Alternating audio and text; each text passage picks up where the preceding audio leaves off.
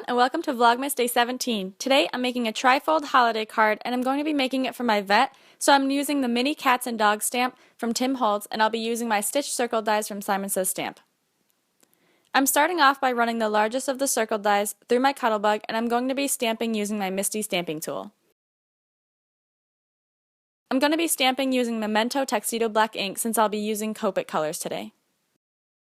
I don't want to stamp the tail because I don't want the image running off the edge, so I'm using a sticky note to mask off that part of the stamp. I'm going to close the door to the Misty and stamp on my image. However, the image didn't come out as bold as I wanted to, so I'm re-inking it and I will stamp that once more, and there we have our nicely stamped cat and dog.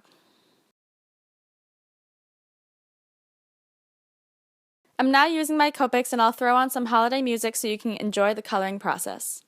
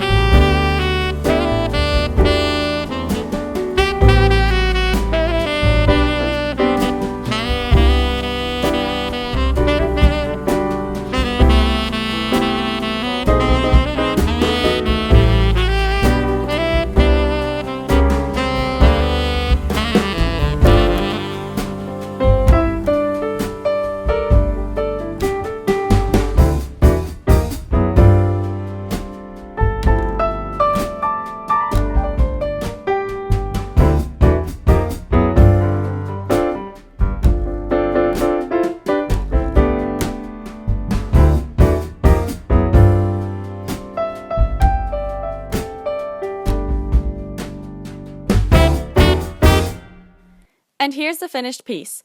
Now that the coloring is done, I'm adding on some glossy accents to both their eyes and the collar of the dog, and I'll set that aside to dry. I now have a panel cut to 6 inches by 7 inches, and I'm making a score at the 5-inch mark to make a 5x7 card, and this will be the second flap to the trifold card. For the top flap, I have a panel cut to 3 inches by 7 inches, and I'm scoring at 1 inch to make the flap 2 inches by 7 inches. I'm now using my Cuttlebug and running through the second largest stitch circle die to make a window in the second panel that will hide behind the cat and dog circle. I've now decided to add some glitter paper to my top panel, so I've cut a piece to 2 inches by 7 inches, and I'm adhering that on with my 3M advanced tape runner. I've also decided that I want my second panel to be red, so I've cut a piece of red cardstock to 5 inches by 7 inches, and I'm lining up my two pieces so that the die cut window will line up perfectly in the same spot. I'm popping the die over the already cut hole, and I'm taking my micron marker and tracing the inside so I know where to place the die on the red cardstock. Once I have that trace, I'm lining up my die with the trace marks, and I'll run that through my Cuttlebug. I'll then add on some adhesive and adhere my red cardstock onto my panel. The red cardstock looked a little bland to me, so I'm using my Aged Mahogany Distressed ink, and I'm going around the edges to add some shading. Once that's done, here's my finished panel. It just adds a bit more dimension and texture to the piece. I'm bringing back out my Cuttlebug, and I'll be die cutting some little details from the Pines and Holly die set from Newton's Nook.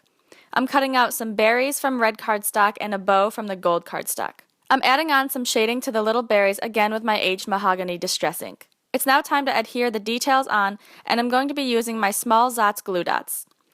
I had the holly leaves die cut from a previous project, and I used pine needle distress ink to give those some shading as well, in case you were wondering where those came from.